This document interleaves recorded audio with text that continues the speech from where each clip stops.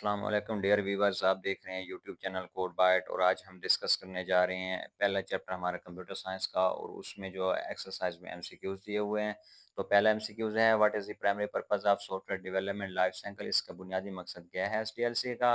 तो बी जो हमने ये एसडीएलसी को जब डिस्कस किया तो उसमें हमने देखा था कि ये डिलीवर करता है हाई क्वालिटी सॉफ्टवेयर, अच्छी क्वालिटी में सॉफ्टवेयर डिलीवर करता है विद इन टाइम, वक्त के अंदर हमें सॉफ्टवेयर डिलीवर करता है एंड कास्ट एस्टिमेट और उसी लागत के अंदर जिसका हमने एस्टिमेट किया होता है।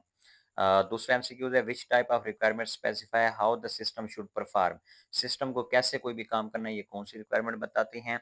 अब सिस्टम कोई भी काम है वो कौन से काम करते हैं, ये फंक्शनल रिक्वायरमेंट्स बताती हैं और कैसे काम करना है ये नॉन फंक्शनल रिक्वायरमेंट बताती हैं। तो इसका करेक्ट आंसर है बी जूस। तो इसके बाद तीसरा एमसीक्यूज हमारे पास है, एसडीएलसी के अंदर फ्रेमवर्क का रोल क्या है।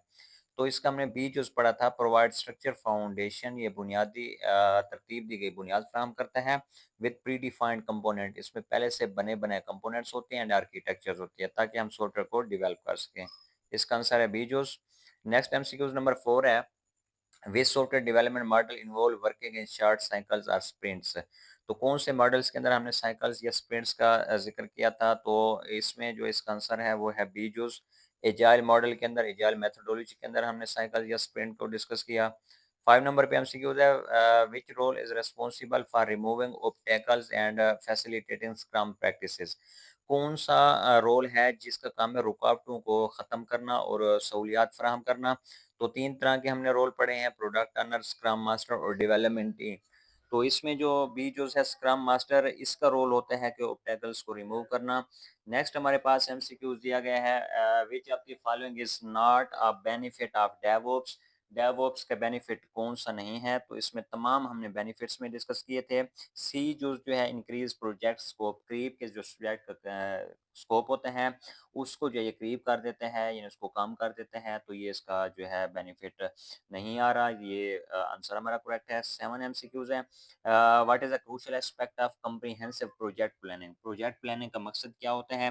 तो ये जो है understanding the project scope and task, के प्रोजेक्ट का स्कोप क्या होगा और कौन कौन से टास्क करेंगे, इन चीज़ों को हम डिस्कस करते हैं। एमसीक्यूज नंबर 8 है, which factor does not influence the cost estimation of software project. कौन सा ऐसा फैक्टर है जो सॉफ्टवेयर प्रोजेक्ट की कास्ट पर असरअंदाज नहीं होता। तो इसका हमारे पास करेक्ट आंसर है सी, जो नंबर ऑफ मीटिंग हेल्ड्स, कि कितनी मीटिंग हमने हेल्ड कर रही है, इसका कोई कास्ट पे असर नहीं होता क्योंकि ये फ्री ऑफ कास्ट होती हैं। एमसीक्यूज नंबर 9 हमारे पास है, what is the purpose of contingency fund in cost estimation. Cost estimation के अंदर कॉन्टीजेंसी फंड का क्या मकसद होता है। कॉन्टीजेंसी फंड ऐसा फंड होता है जो हम रिस्क या नागहानी आफात के लिए हम कह सकते हैं या नागहानी सूरत हाल के लिए जिसको हमने सेट किया होता है। तो इसका करेक्ट आंसर है ए जोज। तो इसने करेक्ट कवर करना होता है अनएक्सपेक्टेड कास्ट, जिसकी हमें तवक्को ही नहीं होती।